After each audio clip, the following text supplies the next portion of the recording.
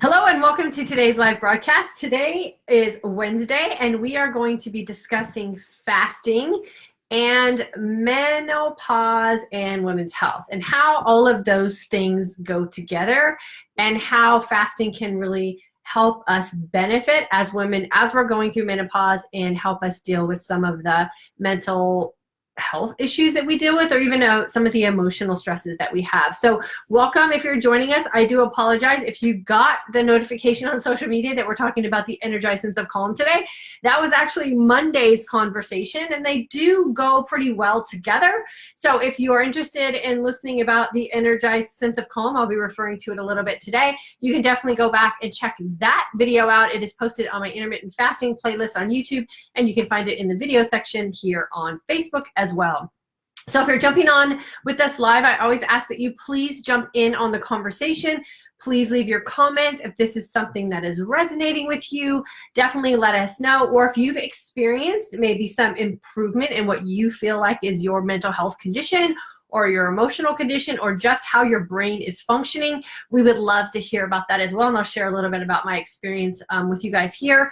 If you're new, please take a second to hit that subscribe button on YouTube, and that little bell notification will let you know when we go live and or upload new content. And for everyone joining us on Facebook, if you'll just hit that like button and then make sure you're set up for notifications, then you'll also be notified when I jump on live. I know a couple of you have been frustrated that you've missed us because you haven't been getting notifications, and that really is something that you just got to click a little checkbox on your Facebook page and you will get notified. My name is Diane. I am in fact an aging woman. I have suffered some mental health sort of conditions, I guess would be the best way to describe that, as I was going through perimenopause and menopause. And here in this community, we are really practicing the lifestyle, the intermittent fasting, and a keto-like approach to our nutrition to enable us to look and feel our best and live our most authentic life through this aging process that we like to really refer to as our goal of aging successfully. So welcome if you are jumping on with us and this is your first time. So I want to talk about mental health in the aspect of what happens to us women as we are going through this aging process and what it is that's happening to us and why it's happening. And to do that, I really need to start with what kind of hormonal changes that we're going through. I do have some note cards that I'm going to refer to so that I make sure I stay on track and don't go off onto a tangent, which I can very easily do. So please excuse me as I refer down to my notes. I do need some reading glasses, so I'll be using those as well, and I know a lot of you can appreciate that. So what I want to first say very boldly, and what we really need to understand about menopause is that we can't really expect to find someone who is going through this stage or season of life exactly the same way we are going through it. Remember, every woman's body and chemical makeup and DNA and genetics were all designed so uniquely that we have similarities, but there are going to be some unique differences as we all go through this process of aging and hormonal change. So we always want to keep that in mind as we're doing our research and looking for people to kind of help and guide us. We really do need to understand that it is a very personal and unique journey that we are going through. Some women go through it very easily, and then some people do suffer some pretty difficult situations as they're going through perimenopause and menopause. And I think as women, we really need to be sensitive and open-hearted to that and really embrace our girlfriends that are maybe having a more difficult time than we are, and really try to understand and be empathetic about that journey that they are on. So defined by the textbook, menopause is that time frame for a woman when she has not had a menstrual cycle for a consecutive 12-month period. And the consecutive part is held onto very tightly in the medical world. I remember when I was going through perimenopause and I thought I was in menopause, I actually had a menstrual cycle for like 1 or 2 months within like that 12-month period, and my doctor was like, nope, you got to start back over at day 1, which was like enough to cause me to go into a deep state of depression right there. But it is what it is. We can I guess, classify ourselves any way we want to, but by definition, it is 12 months without having a consistent or consecutive menstrual cycle. Perimenopause, on the other hand, can be, and I think is, the most torturous part of this whole journey, and that can go on for a 5 to 10 year time frame. And so I'll describe a little bit about my perimenopausal experience. I had a baby at the age of 40. I turned 40 in May. My baby was born in July. And I do feel like I went from having a baby to nursing right into perimenopause. Like, there was no gap. I went right into it. And I was officially in menopause around the age of 50. So there goes my 10-year time frame. That 10 years was a crazy time frame for me. In some aspects, it was great, and in other aspects, it was horrible. I think I experienced some really unusual things going on with my body, and I never really credited it to being perimenopausal. For some time frame, I really thought I was crazy. I had an experience when I went to my doctor with some of the things that I was suffering from, and I walked out with 3 prescriptions from him. One of those was an antidepressant. I never really felt depressed. I guess because I was complaining about things, he thought I was depressed. I don't know. But it's a pretty common remedy for women going through menopause. It's like, here, just take this antidepressant and everything will feel happier for you. I did not ever get that prescription filled and decided to kind of go a different route and do some homeopathic type of things. But the conversation in the doctor's office was really disheartening to me, because they joked about it and really talked about how antidepressants are actually renamed now for perimenopausal women, so you don't have the stigma of being on an antidepressant. And the nurse in the doctor's office actually said to me, just go home and start taking these and don't say anything to anybody and see if people just enjoy being around you more. And I thought, well, F you. Like, I'm allowed to have like bad days, and I'm allowed to be grumpy. Like, I should be able to go through this process the way I need to go through it, and I don't have to be drugged up to be able to get by. Now, I do understand that there are women who do need antidepressants, and I think that that's fantastic, and you have to do what you have to do. But it's just been that thing for me that I just didn't want to have to go that route if I didn't have to go that route. And so I turned to diet and exercise as a way to kind of get me through without having to rely on antidepressants. So were there days where I was miserable and moody and depressed? Yeah, there were definitely those days, but I just feel like as a woman, I'm allowed to have those days. And so I kind of took that approach. But I thought it was funny that my doctor's office kind of delivered it to me in that way. So a 5 to 10 year period where things are kind of going wonky on us and we don't really understand what they are. We're led to believe, society-wise, that we're crazy, that we should just suck it up. And I don't believe that we should do that. I think we should really educate society, and that we should really give ourselves the grace that we deserve. If you think about what women go through in their time span, like we go from, young girls to young adolescents going through puberty, which is torturous in itself, and then we get to that stage where we try everything we can to do to not have kids, and then we finally get married and we try everything we do to can have kids.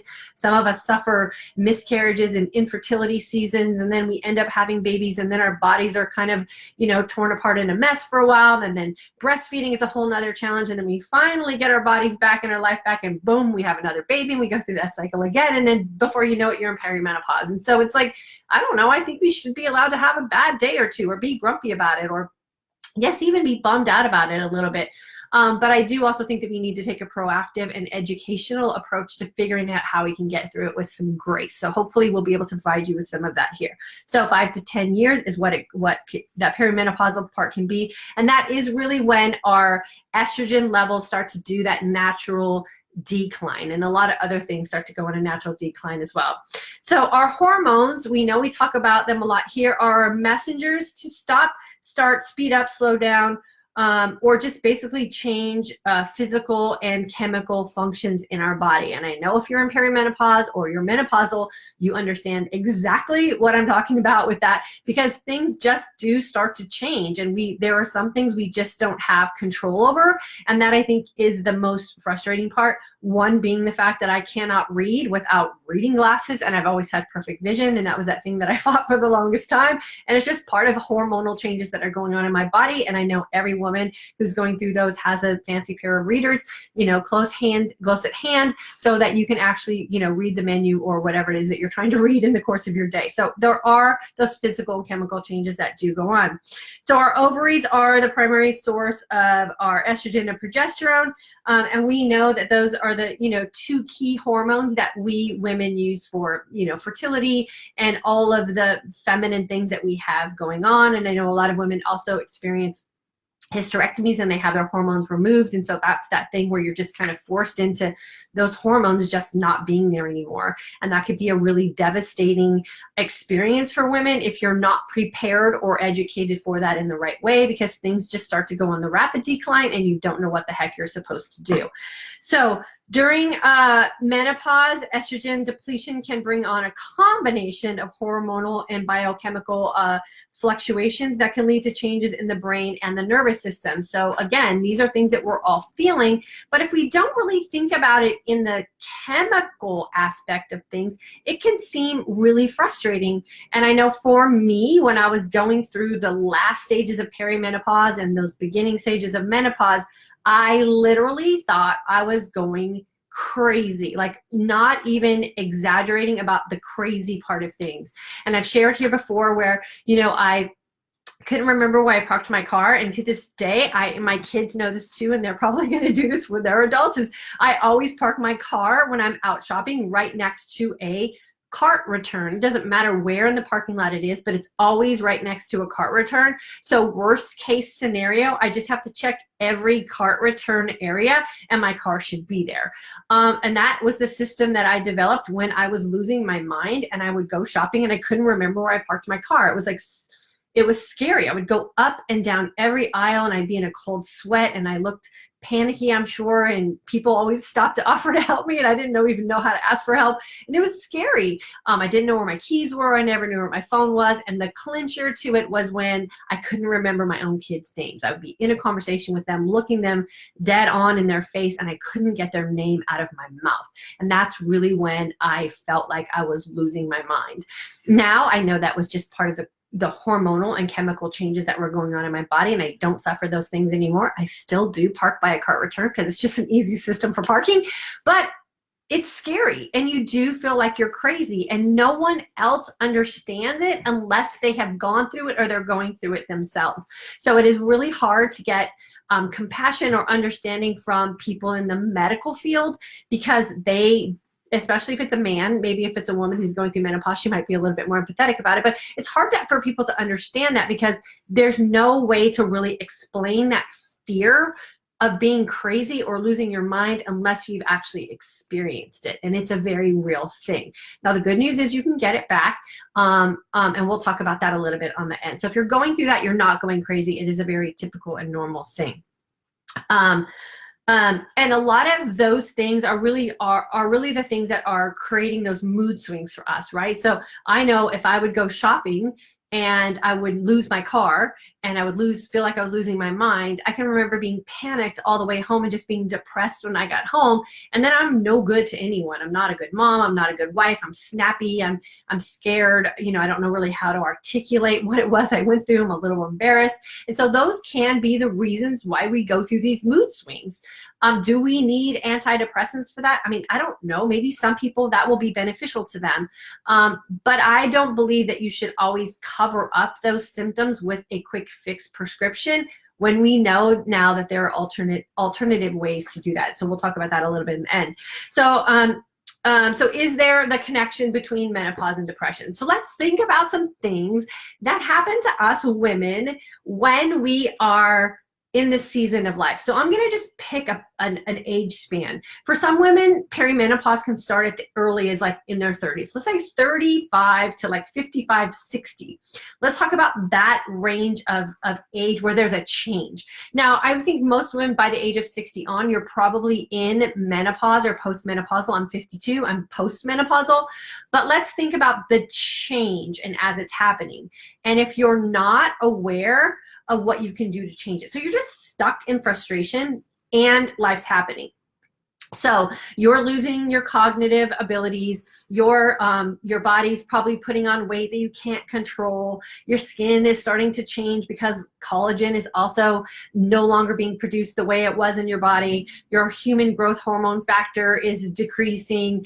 A lot of your hormones are changing. So even, some of the intimate sort of things we feel as women start to decrease, and we feel frustrated about that. And we know other people feel frustrated about that as well. The way you look changes. You need reading glasses now. Like, there's all these things that are happening, and they're all being taken away. Then let's add on some other seasonal things that can happen in this time frame. For a lot of women, especially on the latter part of going through menopause, and that age season, you could be having relationship changes. Maybe a divorce is happening, or loss of friends, or maybe you're an empty nester because your kids are grown and they're moving off to college. Maybe you're having a career change, or maybe you're going back into the career field because now you don't have to take care of kids anymore. Maybe there's some financial struggles that you have going on in your relationship or in your household. Maybe you decided to move. Maybe your husband's retiring, and now this home that you've always had to yourself, and you've run it the way you wanted to run it without interference. Now there's this human that's there with you all the time. And although that's a great thing, it's still a disruption in what you have as your normal day or your normal pattern. There's some relationship things, like I said, maybe girlfriends.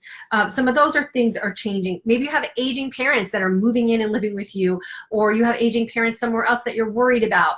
Maybe you have someone in your family that is sick or need your help. And then let's add on the good old social media or social pressures of not wanting to age, or not feeling like you're going to be accepted anymore if you start going through some of these physical changes, and how that really is something that could cause us to be depressed about.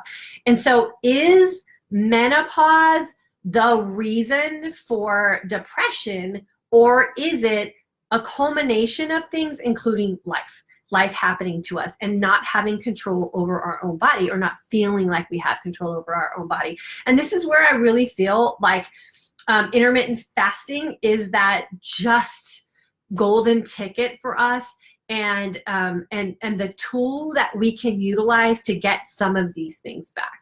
I share all the time here my story of what I went through when I was going through perimenopause and menopause, and I suffered everything that I talked about: the weight gain, the fat gain, inability to lose weight, becoming pre-diabetic. I was sick in a lot of other ways as well, and the memory was gone. Lots of other things were going. I'd look at my skin and go, what the heck happened to me? Why is my skin changing so rapidly? Why can't I read anything without glasses anymore? And it was depressing. Along with that, we moved from California to Texas, which was a great thing, but nonetheless, it's a change. All my girlfriends were gone. I didn't know anybody at Target anymore. Like, all of these things were happening around the same time.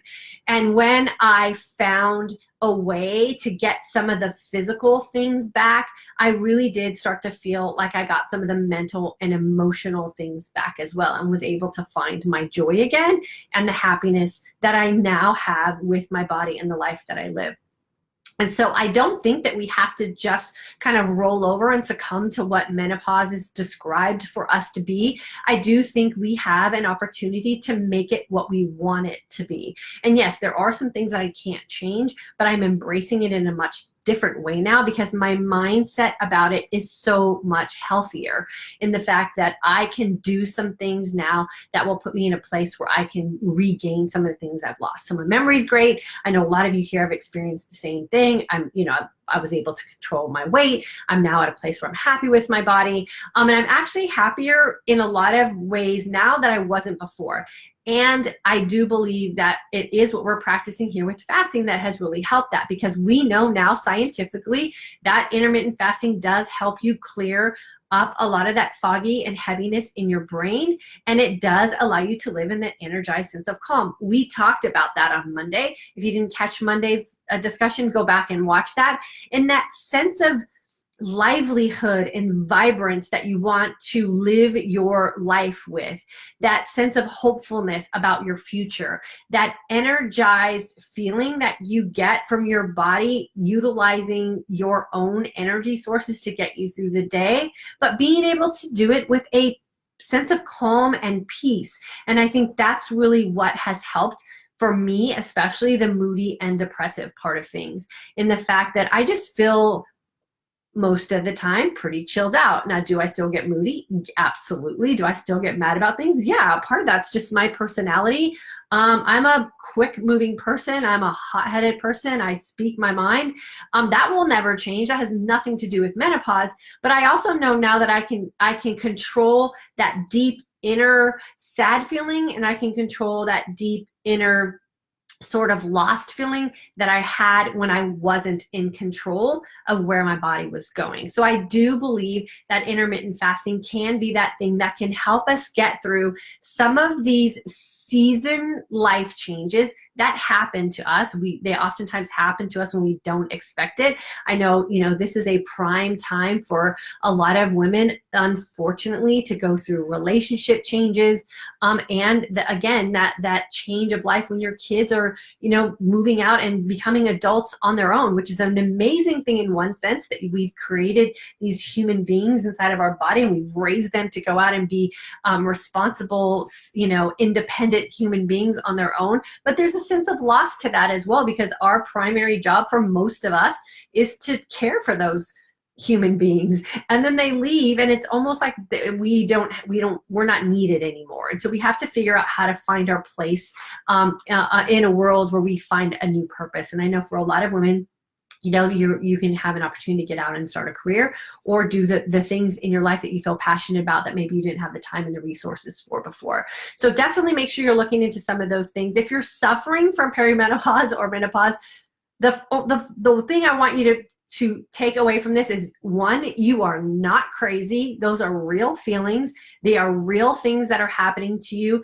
And I want to give you a sense of hope that it gets better, but it doesn't get better on its own. You do have to be pretty proactive about looking at your life and looking at your lifestyle and asking yourself what's working for you and what's not working for you, and create some changes for yourself. And what we are finding in this community here, that lifestyle changes and nutritional changes can be a great combination to get yourself back on track.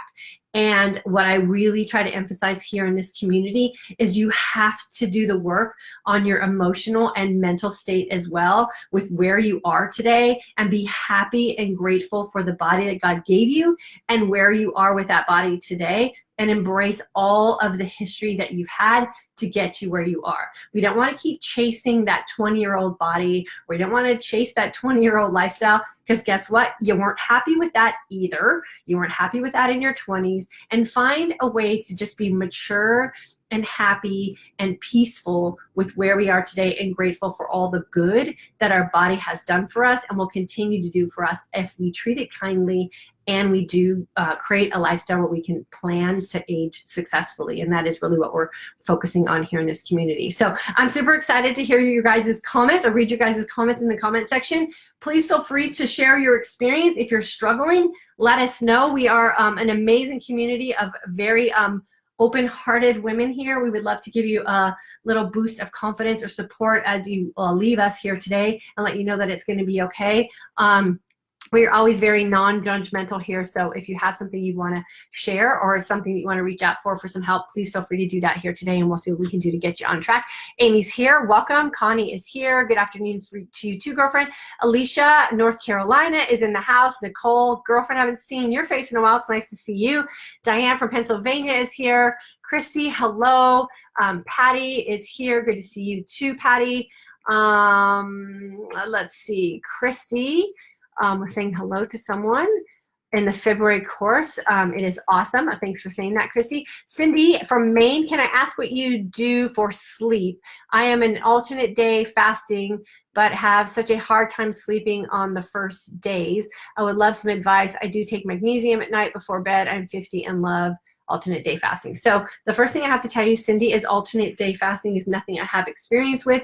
I am a sort of regimented person. Alternate day fasting to me seems like something that would be too much mental work for me. So I don't have any experience with that. And so with my experience, the first thing I would say was I would try a different fasting system if it's making you not be able to sleep. It could also be something that you're doing in your feasting window, or maybe you're just not getting enough carbs. I mean, there's a couple different factors that are in there. Like I said, I don't have any experience with alternate day fasting. I fast every day.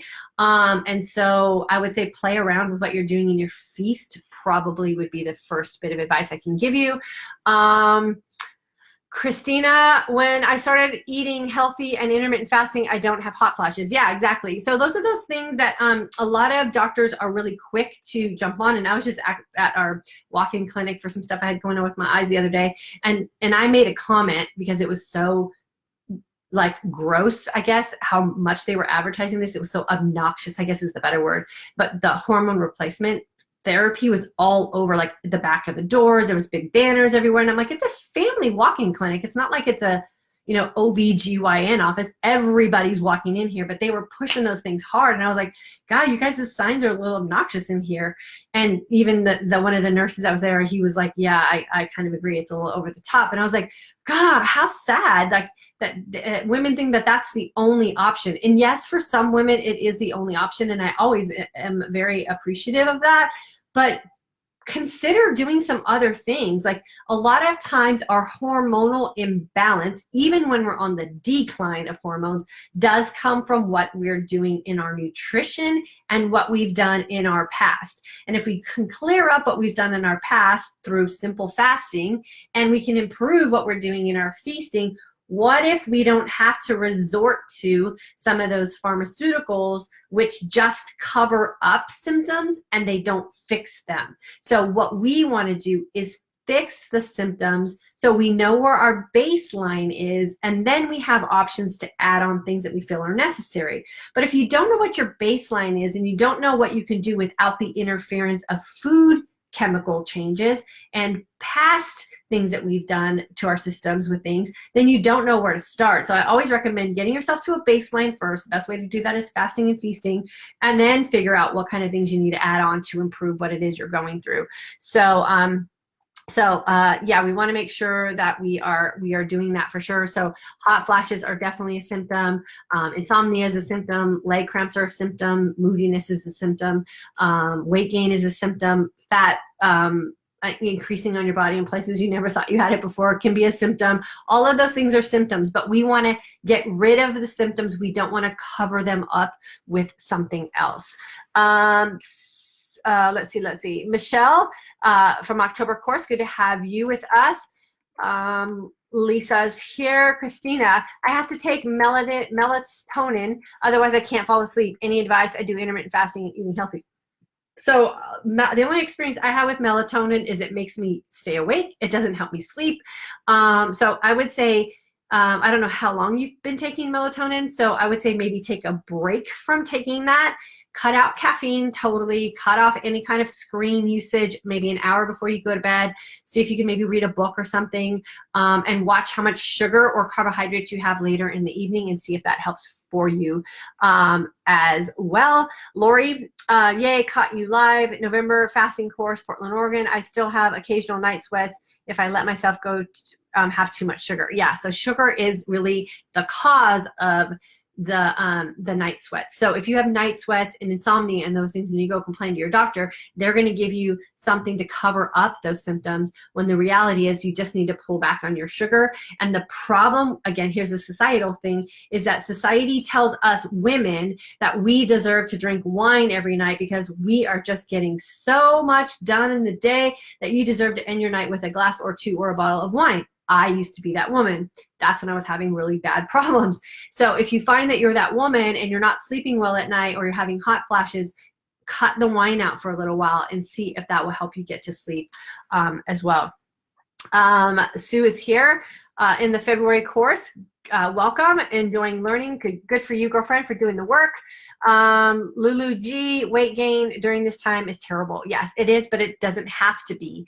You just have to make sure you get your hormones in balance, and then the weight will start to come off. Remember, we know now through scientific studies that weight loss and weight gain is not the cause and effect of calories in and calories out. It's because of hormonal imbalance. So get your hormones in balance, and then your body will be able to let go of the weight. And I'm definitely a billboard for that, for sure. Becky, last baby at 42 and totally felt like I was crazy, and now at 53 some days still too. Well, a girlfriend, you have a teenager in your house, so yes, you're going to feel crazy. That's part of the season of life that you're in now too. So we also have to stop and think about the season of life we're in and the responsibilities that we have as women. And today we're taking on so much. We're still the primary caregivers for most of us in our home, and we're career women, and we're this, and we're that. You're going to feel a little crazy. So look at your schedule, look at your commitments. Are you saying yes to too many things? And maybe you just need to clear your plate a little bit and give yourself a little bit of downtime. Patty, I do better with hot flashes if I don't eat sugar and cut back on caffeine. Exactly. Exercise will help with sleeping, anxiety, and depression. IF has helped me out so much. I haven't had to take anything for my anxiety and depression. I do seem to get something bothering me. So she takes something else. Yeah, for sure. So Patty is our February course member as well. Cynthia, finally catching you live. Love your energy and your positive spirit. You always keep it real. Thanks so much, Cynthia. RG's here. Wendy, exercise is key to my postmenopausal sanity, for sure. And I took a year off of exercise to let my body heal itself. So if you feel like you need to do that, remember to do that. Remember, exercise is supposed to be of benefit to us. We had a live, I think it was last week, about using exercise as a punishment and why we do that to ourselves.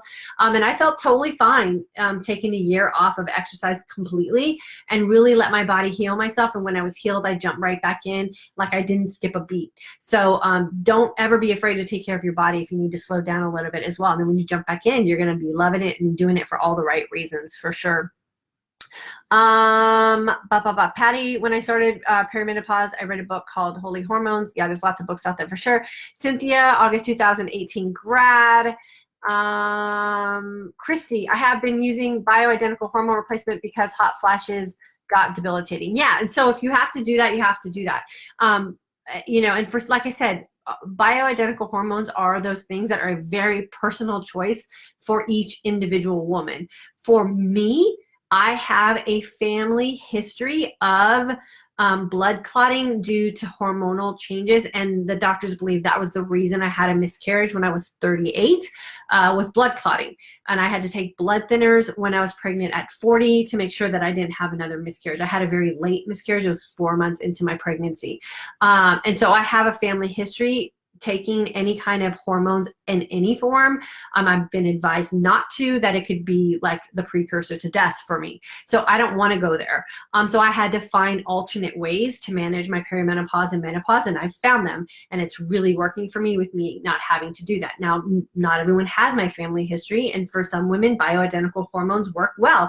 So I say you have to find your way and then just be comfortable with the cause and effects of what it is you're doing. I know that there's a lot of women who get really great benefits from bioidentical hormones, and I'm always like, I wonder if and then I go, nope, I don't want to go to sleep every night worrying if something bad's going to happen to me, when I know if I just put in the work for me and my body chemistry, I'll be fine. So you got to do what you got to do for you, for sure. Teresa, July grad, I still have occasional night sweats, more manageable now that I intermittent fast. Yeah, and you know what? My life's not perfect either. So there are some times where I have a restless night. That's life. Like, my body is just a constantly changing and adjusting machine. And so there's going to be nights I still have a restless night. There's going to be nights when I wake up sweaty. Like, that's just how it is. It's not perfect. but it's so much better than it ever was before. And so I always rest on that. Like, I know even if I have a night sweat night, I'm going to wake up feeling great, or I'm going to have a great day. Where before they were so consistent that you become so sleep deprived that no matter what you do, you're not going to have a good day. And so we want to make sure we stay away from that for sure. Cynthia, readers in every single room, purse, car, workplace. Girlfriend, I got you. I've got about 50 pair. If you ever need readers really cheap, Costco has them. I think you get like a 4-pack for $20 or something, and they're super cute. So definitely look into that if you need to. Teresa, my moods and mental clarity are so much better now too. Yep, me too. Cynthia, I'm 54 and was told I just started perimenopause roughly 1 year ago. Listening to your stories about feeling like you are losing your mind really resonates with me. I also am easily irritated and just not feeling myself, but I keep plugging away with my eye off and healthy lifestyle if my body doesn't want to cooperate with my efforts. Yeah, and Cynthia, here's the good news for you. You're going to come out of the other end of that and go from perimenopause to menopause by feeling fantastic. So you've got a head start on a lot of women who don't do it the way you're doing it or didn't know to do it the way you're doing it. So congratulations to you. I can't wait to see how your journey ends up.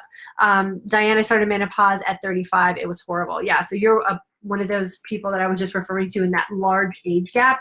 You know, perimenopause, when you think about it lasting 10 years, can start in your 40s. It can start in your 30s. I know some people who are in menopause in their early 30s. We just never know when these changes are going to happen to us. So, you know, just really get to, you know, I say this a lot, have a really intimate relationship with your own body. So when something changes, you feel it and you know that something made a shift, and then you can always do some research or go get it checked out for sure. Patty, I wish I knew for sure when I started perimenopause. I remember getting upset a lot in my 30s, and I wish I had life-changing event leaving my career and moving to a new city when I was 47 years old. Yeah, you're probably going through it all that time for sure. And then Chinaway, just joining, welcome for sure. Let's see.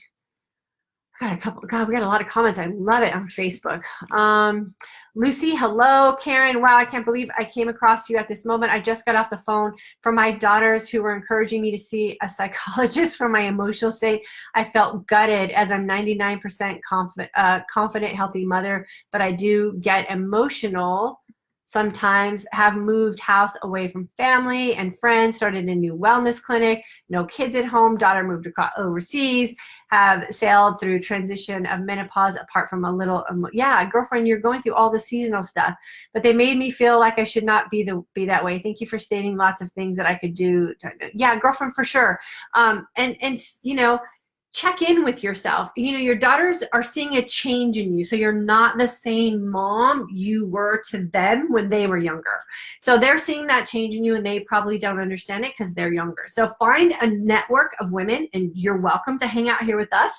Find a network of women who are going through the same things that you are, so you guys can kind of share stories a little bit. And that really did help me sharing here openly in this community. I got a lot of feedback from women that are like, oh, I went through the same thing. And that does really help you feel a little bit more normal, knowing that other women in your age group are going through the same thing. And you've had a lot of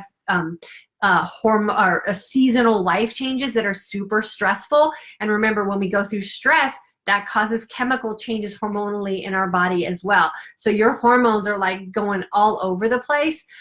So just check in with yourself, make sure you're okay, you know, seek some guidance if maybe you need it. I would say I'm a therapy fan for sure. If you can find a good one, get some really good personal development books that you can sink your teeth into. That will help too. Just some really good positive motivational things, podcasts, positive affirmations, all those things really do work. But girlfriend, you are not crazy. You're just going through some changes. So don't worry about that. And then Julie, clean fasting turned my symptoms around. Thanks for all you do. You're welcome. Patty, bye everyone. I have to head out. Thanks for joining us, Patty. Okay, so if you guys don't mind hanging out, I'm going to read all my YouTube. YouTube was glitchy earlier. Okay, so I'll read all these YouTube things and stick around and see if there's something that might resonate with you. Jennifer, hello. Lori, hello. Maria, good to have you. Anna, hello. Jennifer, hello. Patty, IF has been the only thing that took that menopause weight off. Weight loss is just a side benefit now. IFing is so beneficial in so many ways. Okay, I'm done. Girlfriend, you don't have to be done. That's all great stuff. Yeah, so the thing we want to think about with intermittent fasting, and I try to really beat this in here as much as I can, is don't look at intermittent fasting as a weight loss. If you look at intermittent fasting as a weight loss, you've just jumped into yet another diet. We don't want a diet. Intermittent fasting is a way to balance out your hormones and to help your body go into a state of self-healing, which your body is designed to do. When you look at intermittent fasting through that lens, you take the pressure off, right? Because you'll see and you'll feel the healing benefits within days. My February intermittent fasting for today's AJ Woman course members were posting that they were seeing and feeling positive changes by the second and third day. We got results by the second day. Second day, 2 days in. Now, if we were geared toward weight loss, do you know how discouraged and depressed those women would be? Because weight doesn't come off until everything else is balanced out and healed. So if you're going into something with the dieter's mindset and all you're after is weight loss, you will be disappointed and you'll jump off the bandwagon and you'll never see and feel the benefits. So go into intermittent fasting, and if you're in my course, we emphasize this heavily.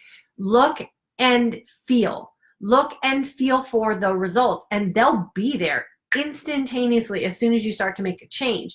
Then time and consistency with what I teach you will get you the weight loss. But you have to have the time and consistency part, and I promise you'll never have to diet again. And that is really the big goal that we're looking for here. Okay, let's see. Greetings from the UK. What do you think of seed cycling? It's supposed to help with hormones. Girlfriend, I am so simple when it comes to life right now. The thought of having to cycle seeds is mentally exhausting to me. I know a lot of people are doing it for fertility reasons and stuff like that. So I say, if that's your jam and you think it'll work for you, I say go for it. I just don't have the time and energy to cycle through seeds. It's just way too much work for me at this stage in life for sure. Leanne from Georgia, hello. Pharrell, hello from Dallas. Girlfriend, you're right around the corner. Sheila, hello. Miss Klein from North Carolina. Lisa, did the course last summer, but struggling now with giving up. Girlfriend, don't you dare give up. Go back to your course. You have access to your course. I give you lifetime access. Go back to day one and go back through the course as if you were a new member, and hit those lessons and get that energy and excitement back about intermittent fasting. Girlfriend, don't you give up. You deserve more than that, and you put too much work in. So hit those courses again. Sugar and that feeling tired, so eat more carbs. Any advice? Yeah, don't eat sugar and don't eat carbs. Carbs don't make you not tired. A good night's sleep makes you not tired, and carbs will make you not get a good night's sleep. So you're in this vicious cycle. Eat good food. Eat food that's going to make you look and feel your best. And if sugar and carbs aren't making you look and feel your best, don't eat them. And I know that sounds like I don't want to sound cold or crass, but just don't eat them. You have the power to make that decision for yourself, and you already know it's not making you feel good. So just don't eat them. Find other things to eat. Eat a big bowl of vegetables. Sheila, since we started IF, I lost 8 pounds. A1C dropped from a 10 to a 6. I've been sleeping 8 hours, whereas I had to take sleeping pills to sleep during my days, but no more pills. Also, metformin dropped from 2 to 1. You, my girlfriend, are a perfect example of why we are sharing this information here and practicing intermittent fasting. So congratulations to you for putting in the work and the time and consistency to get those results. I'm super proud of you, and you're very welcome. Jennifer, can IF help me lose weight even though I'm on the pill? It would probably help with what some of the side effects of taking the pill are. So I would say it can't hurt you. Will it help you lose weight when you're on the pill? I don't know that because I don't really teach intermittent fasting for weight loss. So I would say it wouldn't hurt you to give it a try and see kind of what happens to it. But the pill is controlling your cycle, so that might be one of those things you might not be able to help. Sheila, I'm on the February 2nd class. Good for you, girlfriend. So girlfriend is getting amazing results, and she's in the February class. And I'm sure she's been fasting before that, so it's just helping. Miss Klein, dollar store for reading glasses there, $1, and they're really cute. Well, there you go. And Sheila, by the way, I'm doing 20 24 and 2022, 22-2, feeling so different and energetic. Yeah, awesome, girlfriend. And I say if that system seems to be working for you because of the results that you're getting, stick with it. And then when you really get to that point where you're happy with your health results, then you can kind of play around with it a little bit. And then Lisa, thank you so much, Diane. You made me cry, but happy tears. Yay, I love it. Love happy tears for sure. And girlfriend, you're worth it. It's all about what decisions you make for yourself. And if you're not feeling good, make better decisions. It is just that simple. And I share a lot on my Instagram page, and I post a lot on my Facebook page, but mostly my stories. Like, I have a pretty nice nutritional life. I have a really nice flexible feasting window. I don't eliminate all the things that make me happy. That's the authentic living part. I eat chips, I eat salsa. Last night I had a hazelnut chocolate bar. I just make sure that the ingredients in the food that I eat aren't going to set my hormones out of balance and make me not feel good. So you can add in fun food with this too. The most important thing is to understand what food chemicals do to you and what ones you should stay away from, and you have to go through a series of testing that, and that is what we teach in the course. So if you're suffering, get back in your course or jump into a course with us, and we will help you for sure. Julie, clean. Oh, I think I already got that one. Okay, we got a couple more comments here on Facebook I'll read. Denise, good to have you with us, girlfriend. Roseanne, can you please talk about PMDD, because it really makes the menopausal transition just that much harder. What's PMDD? Explain to me what PMDD is. And then Karen, hi from Florida, February 2019 class. Yeah, so all you women who jumped on who are suffering, don't suffer. I really do try to teach you how to manage a life that you can live authentically so that you can look and feel your best. Our course is 3 weeks long. We have a lot of members and graduates on here who will attest to the fact that the class is super easy. You're going to learn a lot, and you can really develop a lifestyle for yourself that will be transformational for sure. And our goal is to all age successfully. I want to hang out with y'all. As long as there's Facebook Live and YouTube Live, I want to hang out with y'all in my 60s, 70s, 80s, and 90s. Like, I hope we're still meeting up, 20, 30 years down the road. We have some great stories that we could tell about all the amazing adventures and memories we're creating with our family and all the things we get to do with our grandkids and possibly great-grandkids. And that's really what we should be excited about, and that's what we should be making decisions for, is how do we want to live tomorrow and beyond? And are we making the decisions that are going to get us there? And are we creating a lifestyle that's going to do that for us? So I've been talking way too long today. I appreciate you guys being here. This is something that really is, it fires me up, and I'm super passionate about, because I do believe every woman has the right to feel good every day and should have the education and the opportunity to make informed decisions about how she wants to live her life in her body with all the changes that are going on. And sometimes we just got to slow down and give ourselves a little bit of grace and understand what it is that we're demanding of ourselves as women living in 2019. We have a lot of demands on us. We have a lot of responsibilities, and they can break us down and wear us out. And so we have to make sure that we're doing the work on our mental health, our emotional health, our spiritual health, and our physical health. It is a complete package. And the more we get a hold on those things and really understand the chemical processes that are going on, and pause to take inventory about some of the other life changes that happen to go on with us in this season, we can really start to make some decisions that will allow us the opportunity to no longer break ourselves down, but to live a very energetic and happy life. So always feel free to reach out to me if you have any questions or concerns. If you're interested in joining the course, I believe we have links in the comment section. I highly encourage you to jump in. Don't suffer anymore. I will take good care of you. We have a community of women that are super supportive, non-judgmental, and are always super willing to share their experiences and stories as well, so you don't have to feel like you're alone in this process. Have a good rest of your afternoon. Friday, we're going to be going live again, and we're going to be talking about the health benefits of the supplement L-lysine. I've talked about it before here. I'm going to talk about my current experience with using L-lysine and offer some information for you guys as well that hopefully you'll be able to use in the future if you need it. So I'll see you guys on Friday. Have a great rest of your afternoon.